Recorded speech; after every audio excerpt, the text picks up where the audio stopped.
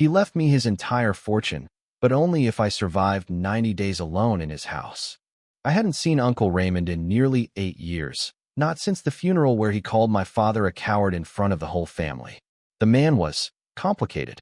A reclusive millionaire with a temper, a sharp mind, and a reputation for humiliating anyone who crossed him. My dad swore him off decades ago. Mom pretended he didn't exist. But when Raymond died last month, I was the one who got the call from his lawyer. Not my parents. Not my cousins. Me. The letter was short, handwritten in the jagged, impatient script I remembered from old birthday cards. Evan, if you're reading this, I'm dead.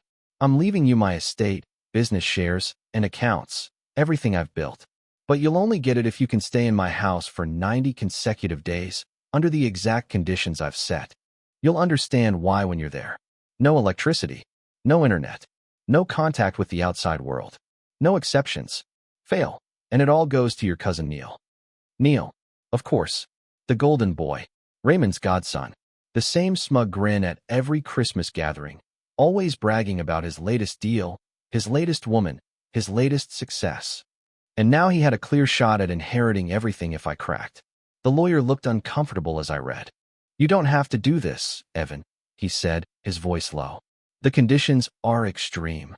What happens if I leave before the 90 days? I asked. He hesitated. Neil gets it all, and you get nothing. I don't know why I said yes.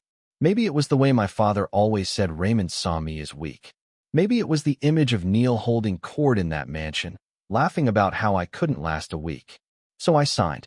Raymond's house was exactly as I remembered. Sprawling stone walls, ivy strangling the windows, the smell of old wood, and something faintly metallic in the air. But without the lights, it felt like the place was holding its breath. The staff had been dismissed. My phone was taken at the door. No laptop, no radio, just a stack of candles, a generator for the kitchen fridge, and a spiral-bound notebook with 3 words scrawled on the first page. Keep the journal. Neil was there for the handover, leaning against the marble banister in a tailored jacket like he already owned the place. 90 days, he said, smirking. You won't last 10. I didn't give him the satisfaction of a reply. The first week was fine. Strange, but fine. The house was silent except for the occasional groan of old pipes or the wind sliding through the chimney. I explored rooms I'd never seen before. A library that smelled like dust and leather. A ballroom with cracked mirrors. A study with drawers locked tight. Every night, I'd sit in the kitchen, writing in the journal by candlelight. At first, it felt stupid, just a record of what I'd eaten, what I'd read. But I kept at it. By day 9, the silence wasn't peaceful anymore. It pressed in. My sleep turned shallow. I'd wake to the sound of footsteps in the hall, faint but deliberate. At first I told myself it was just the house settling. But on the 10th morning, I found a single page torn from my journal, lying in the middle of the hallway outside my locked bedroom door. And in the margin, in thick black ink, someone had written, "You're not alone." I didn't sleep that night. I sat in the high-backed armchair near the bedroom door, candle burning low, journal clutched in my hands like it could protect me. Every few minutes, I'd hold my breath and listen, the way you do when you're sure you've heard something move in the dark. The house creaked like it always had, but underneath, there were other sounds. Softer, quicker, a floorboard shifting where no one should be walking. A faint scrape, like metal dragging against stone. By dawn, my chest felt tight from staying so still. When I opened my bedroom door, the hallway smelled faintly of cigarette smoke. Raymond had been a heavy smoker, but there hadn't been an ashtray in this house since his doctor banned them years ago. Halfway down the hall, just outside the old library, a single match lay burned out on the floor. I told myself it had to be Neil. Who else would want me gone this badly? Still, the rules were clear. I couldn't call anyone. Couldn't leave.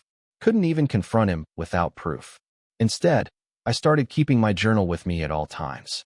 At night, I'd wedge a chair under the doorknob before blowing out the candle. That worked for 2 nights. On the 3rd, I woke to the sound of something heavy sliding against my door, slow, deliberate. The chair legs groaned against the wood as they were pushed aside. The doorknob didn't turn. Not yet.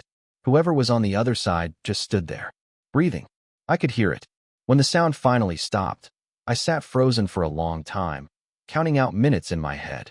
Then I heard it, faint, almost playful, a whistle. For notes. The same melody Raymond used to hum when he thought no one was listening. I didn't sleep again.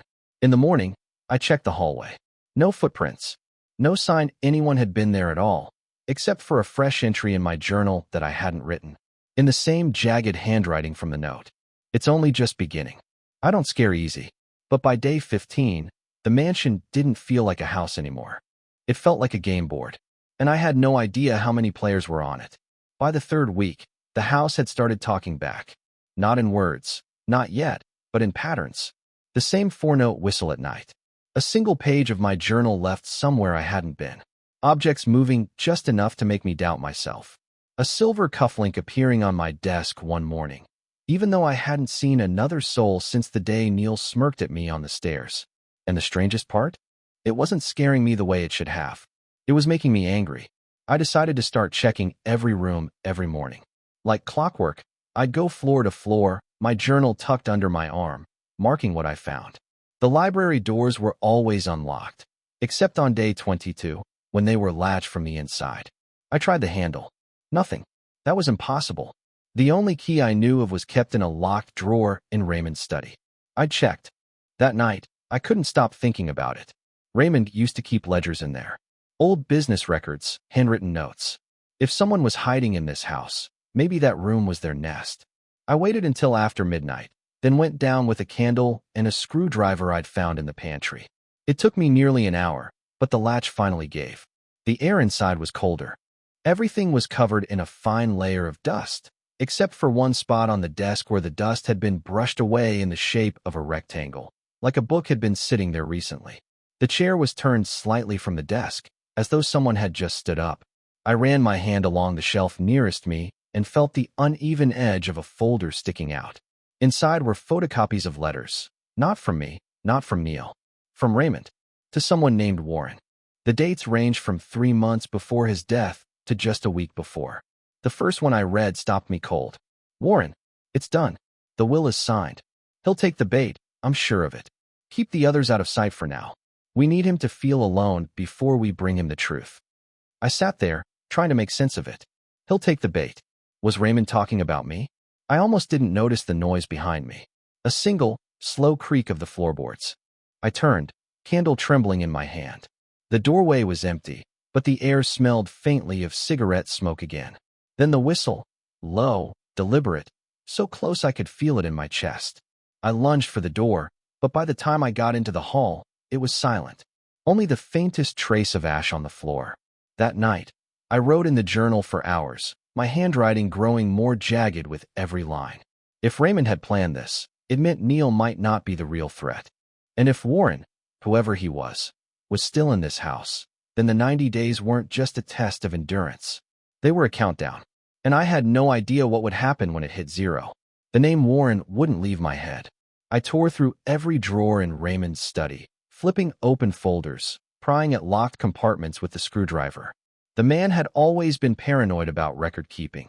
Every contract, every memo, every petty legal threat, but nothing else mentioned Warren. Not a single signature, not a phone number. It was like the guy existed only in those letters. By day 24, I started searching places I'd never dared to as a kid. The basement, the attic, the narrow servant staircases that twisted behind the main halls. That's when I found it. A door in the basement wall, flush with the brick, almost invisible unless you were looking for it. No knob, just a keyhole. The smell coming from behind it was faint but unmistakable. Stale tobacco. I crouched down, peering through the keyhole. Darkness. But somewhere deep inside, I thought I caught a flicker, not of light, but movement. I didn't have a key. And yet, later that night, when I went back with the screwdriver, the door was already unlocked. Inside was a narrow corridor leading to what looked like a storage room. Boxes stacked high, tarps draped over furniture, old paintings leaning against the wall. But one thing stood out, an ashtray on a crate, still warm, with a single cigarette smoldering. I froze. Someone had been here minutes ago. That's when I saw it, a wall lined with corkboards, covered in yellowed newspaper clippings. Every headline was about Raymond. Some were about his business. Others were about legal disputes I vaguely remembered. But near the center was a smaller board, and that's where my stomach dropped. Articles about his death.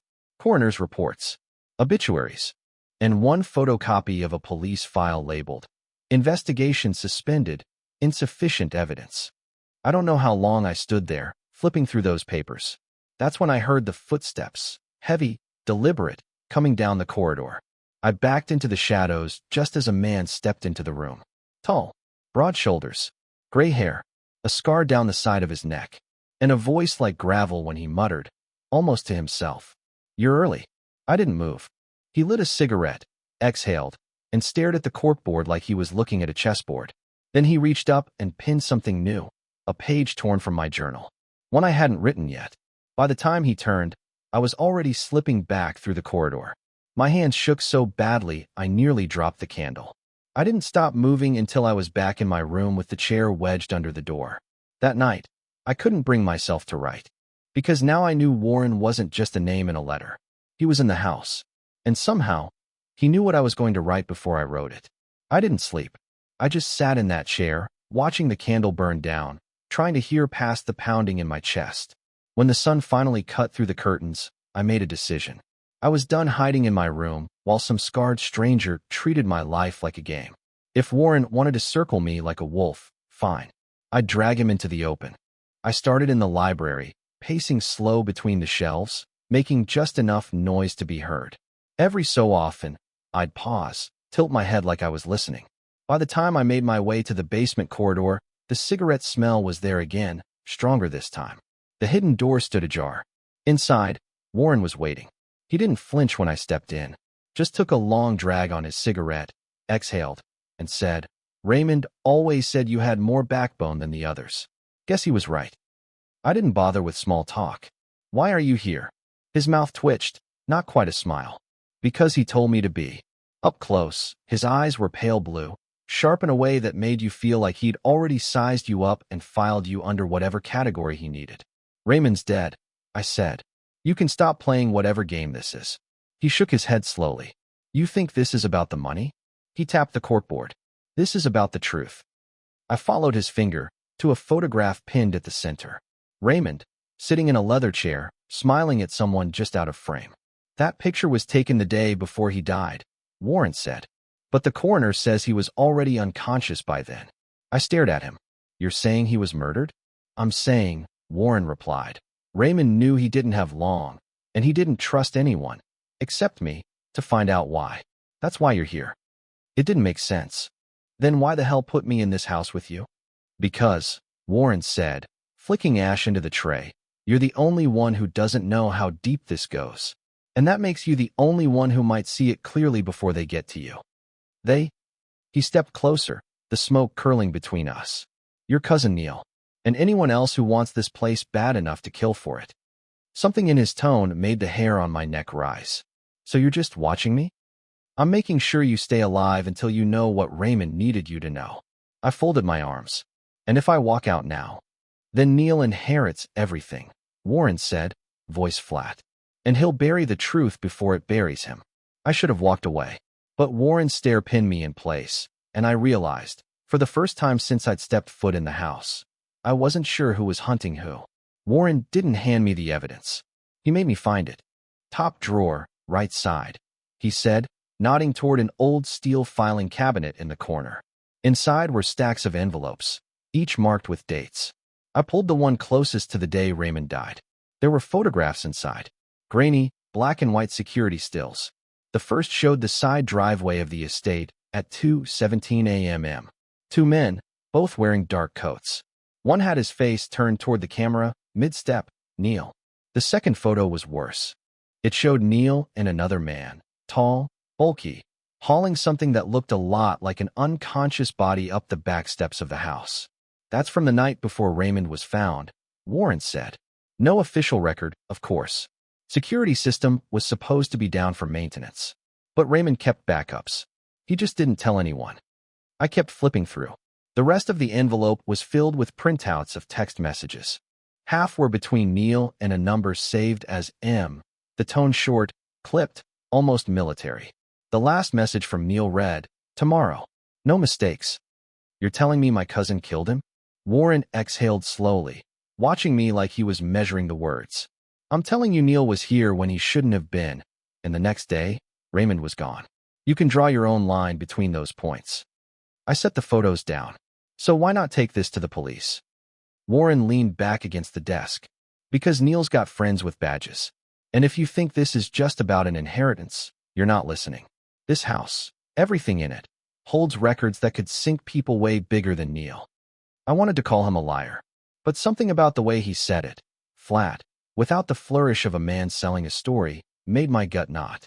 Still, one thing didn't add up. If Neil's so dangerous, why am I here? Why not just keep me away until you've got what you need? Warren crushed his cigarette in the tray. Because Raymond knew you wouldn't quit if someone made it a challenge. And he needed you to see the rot for yourself. Otherwise, you'd never believe it.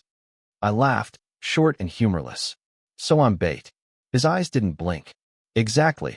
That night, back in my room, I stared at the photographs until my candle burned out. Every instinct screamed not to trust Warren. But if even half of what he showed me was real, Neil wasn't just circling this place. He was already inside. It started with the sound of gravel crunching outside my window. By then I knew every creak of this house, every groan in its bones, but that sound didn't belong.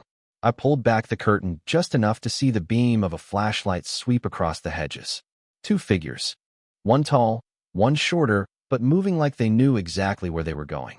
I didn't have to see his face to know one of them was Neil. The other, my mind went straight to that security photo.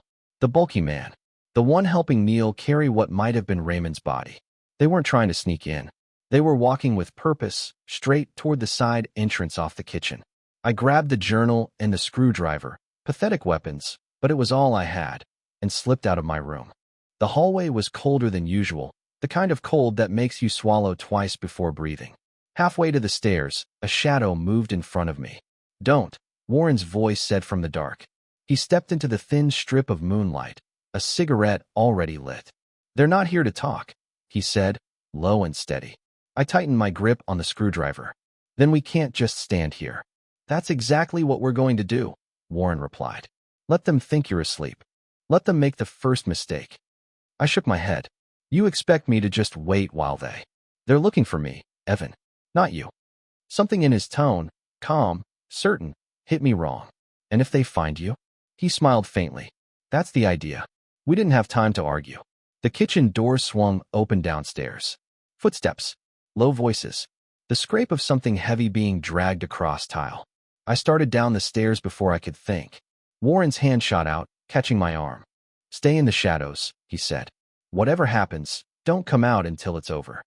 From the landing, I watched him walk into the kitchen like he'd been expecting company. Neil was leaning against the counter, grinning. "You've been hard to find, old man." Warren took a slow drag from his cigarette. "Maybe you weren't looking hard enough."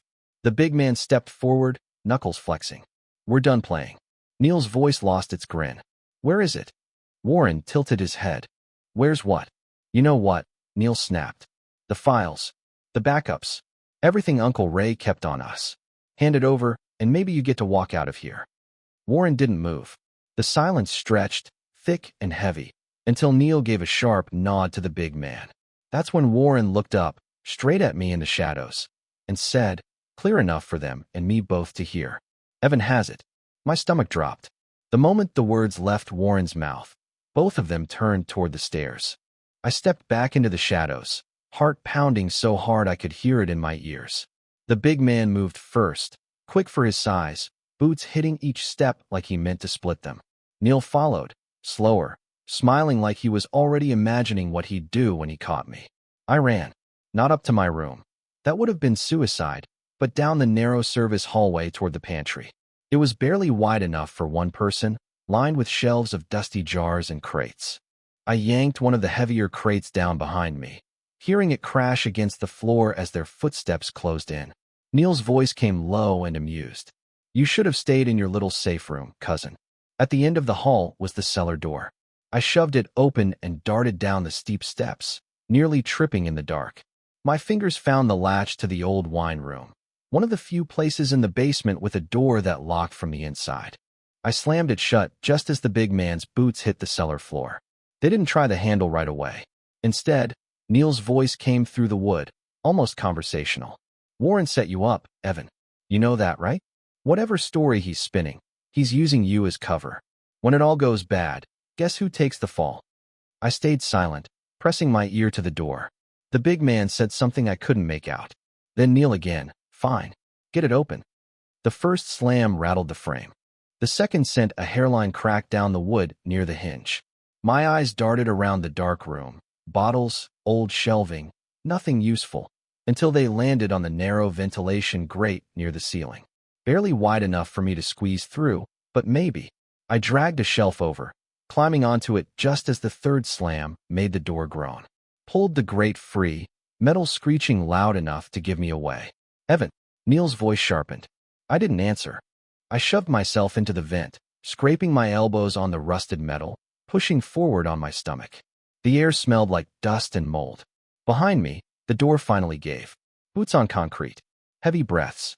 The echo of Neil's voice bouncing down the vent. You can't hide forever. The shaft emptied into the far corner of the basement, behind the boiler. I slid out, hitting the floor harder than I meant to, and scrambled for the hidden corridor. When I reached the storage room, Warren was gone. On the corkboard, pinned dead center, was a single page from my journal. Fresh ink. You have 3 days. I found him in the library, sitting in one of Raymond's old leather chairs like nothing had happened. You set me up, I said, the words coming out more like a growl than I intended. Warren didn't look up from the cigarette he was rolling. If I hadn't, they'd have torn this place apart looking for you. This way, they think you're running scared. That buys us time. Time for what? I snapped. Because according to that note you left me, I've got 3 days before what? Neil tries again. Or before you finish whatever game you're playing. He finally looked at me, eyes steady. 3 days until the 90 is up. I blinked. No, I've been here barely a month. You've been counting wrong, Warren cut in. Raymond didn't start the clock when you moved in.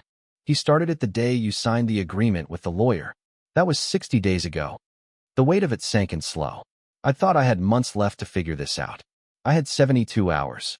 I sat down hard in the chair opposite him. So what happens on day 90? Warren took a drag before answering. If you're still in this house when the clock runs out, you inherit everything. Estate, business shares, assets. But more importantly, you become the legal custodian of everything in Raymond's personal archives. And that, Evan, is what they really want. I thought of the corkboard in the hidden room. The files. The photos. Because it could ruin them. He nodded. It's not just Neil. There are politicians, bankers, people who've been laundering money through your uncle's companies for years. Raymond documented all of it. He kept backups hidden in this house. I rubbed my face. And you want me to believe he trusted me to guard all this, but not you? Warren's mouth twitched, almost a smile, but not quite. He didn't trust anyone, not even me. But he knew I could keep you alive long enough to make a choice. What choice? Keep it, and make yourself a target for the rest of your life. Or burn it, and walk away with more money than you'll ever spend, but no leverage, no enemies. I leaned forward. And what do you want me to choose? For the first time, Warren looked away. Doesn't matter what I want. That's not an answer. No, he said, stubbing out the cigarette. It's the only one you're going to get. I left him there, my thoughts spinning. 3 days. 3 days to decide whether I was going to become exactly the kind of man Raymond spent his life outmaneuvering, or to torch his empire before it burned me alive. Day 90 didn't start with the sunrise. It started with the sound of glass shattering somewhere below me. I was out of bed before I even knew I was moving, the journal clutched tight under my arm. My heart was already beating that fast, anxious rhythm it had learned in this house. Downstairs, voices. Not hushed anymore. Confident. Neil, the big man. And at least one more set of footsteps I didn't recognize. I found Warren in the corridor by the kitchen, loading a revolver like it was the most casual thing in the world. You knew they were coming, I said. Of course, he replied without looking up. Last day, they have to make their move now, or it's over. And what happens if they win? He slid the revolver into his coat pocket. Then you're either dead or signing papers you don't understand. We didn't have a plan. At least, not when he told me. Warren just moved, quick and quiet, like a man following a script he'd memorized years ago. I stayed behind him, my pulse spiking every time a floorboard creaked.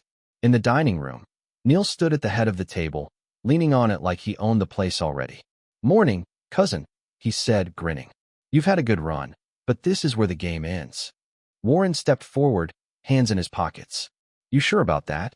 The big man moved first, pulling a pistol from under his coat. Warren didn't flinch.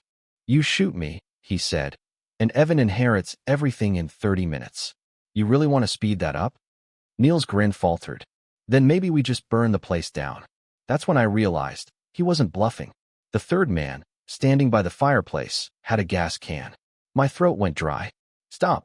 The word came out sharper than I intended. Every head turned toward me. You want the files? I'll give them to you. All of them. You just let us walk out first. Warren shot me a look that could have killed me on the spot, but I didn't care. I wasn't going to die in Raymond's mausoleum of secrets. Neil tilted his head. You've got them on you? I lifted the journal. Every location. Every code. You can have it. For a moment, the only sound was the tick of the grandfather clock in the hall. Then Neil stepped forward, hand out. I waited until he was close enough to smell the cologne. Then I threw the journal into the fireplace. The flames caught instantly, paper curling, ink bleeding into nothing. Neil lunged, but the third man pulled him back, shouting about the gas. By the time they turned around, Warren had the revolver out. Get out, he said, voice low, or I drop you where you stand. They left. Not in a rush, not in fear, just with that cold, quiet fury that promised this wasn't over. When the door shut behind them, Warren stared at me for a long time. You just burned the only leverage you had. I shook my head. I burned a target off my back. The lawyer came that afternoon. The 90 days were up. By destroying the files, I'd effectively voided the part of the will that gave me control of the archives.